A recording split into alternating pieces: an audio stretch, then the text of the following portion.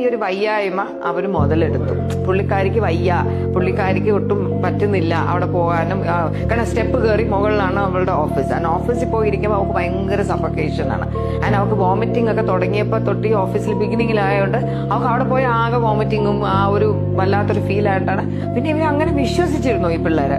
കൊച്ചു പിള്ളേരാണ് അവരുടെ എല്ലാത്തിനും വരുന്നു, ചിരിച്ച് കളിച്ച് കോമഡി പറഞ്ഞിരിക്കുന്ന പിള്ളേരെ എല്ലാത്തിനും വരുന്നു. അപ്പൊ അവർ നമ്മൾ വിശ്വസിച്ചിട്ടുണ്ടായിരുന്നു.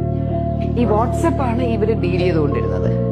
30 ഓർഡർ വരുമെങ്കിൽ ഒരു 10 ഓർഡറെ ഒരു ദിയെ അറിയിക്കും, ബാക്കി 20 ഇവരുടെ QR-ൽ എടുക്കും. As simple as that, as simple as. അപ്പൊ ദിയയുടെ ഈ ഒരു വയ്യായ്മയാണ് ദിയയ്ക്ക് അവിടെ പോയി സ്റ്റോക്ക് റീചെക്ക് ചെയ്യാനോ ഒന്നും ഇവരെ അങ്ങ് വിശ്വസിക്കുകയാണ്.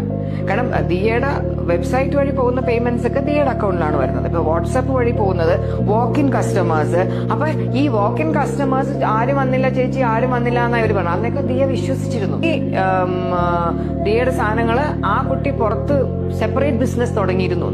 ആൻഡ് ഈ സാധനങ്ങളെല്ലാം ദിയയുടെ തന്നെ DTDC വഴിയുള്ള കൊറിയറുകാർ പിക്കപ്പ് ചെയ്ത് മന്ത്ലി ആയിട്ട് ദിയ അവർക്ക് പേയ്മെന്റ് കൊടുക്കണം. ദിയെ കൊണ്ട് തന്നെ കൊറിയർ റേറ്റും അയപ്പിച്ചുകൊണ്ടിരുന്നു അമേരിക്കയിലോട്ടൊക്കെ അയക്കുന്നതെന്ന്.